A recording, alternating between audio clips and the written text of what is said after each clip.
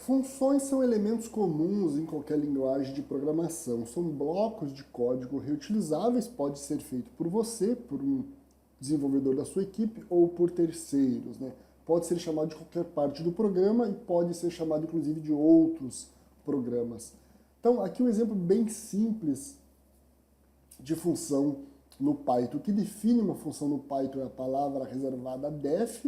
Em seguida você tem o nome da função, é através do nome que você vai chamar essa função.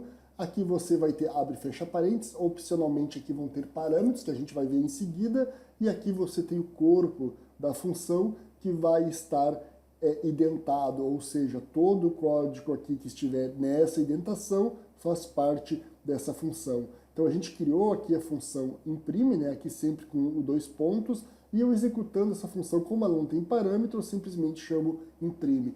O que vai acontecer com essa função criada? Quando eu executar imprime, ele simplesmente vai executar a função print e vai gerar no console esta é uma função.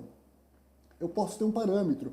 Então, em vez de eu ter o texto da impressão fixo, né, aqui eu vou imprimir um texto que vai ser passado como parâmetro. Então vejam que a única mudança que eu tenho aqui com relação ao exemplo anterior é que eu coloquei aqui uma variável n e o print executa o n que ele está recebendo ali da chamada da função. Então eu chamo imprime e passo o valor de n. Então, em vez de eu ter um valor de impressão fixo, eu tenho um valor dinâmico que é definido quando eu chamo a função.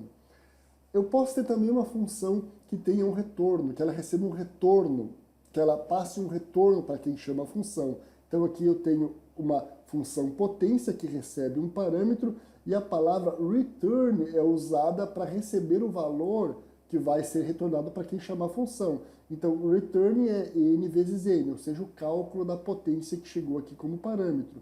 Como que eu executo essa função? Bom, como ela me retorna um valor, eu tenho que atribuir este retorno a uma variável.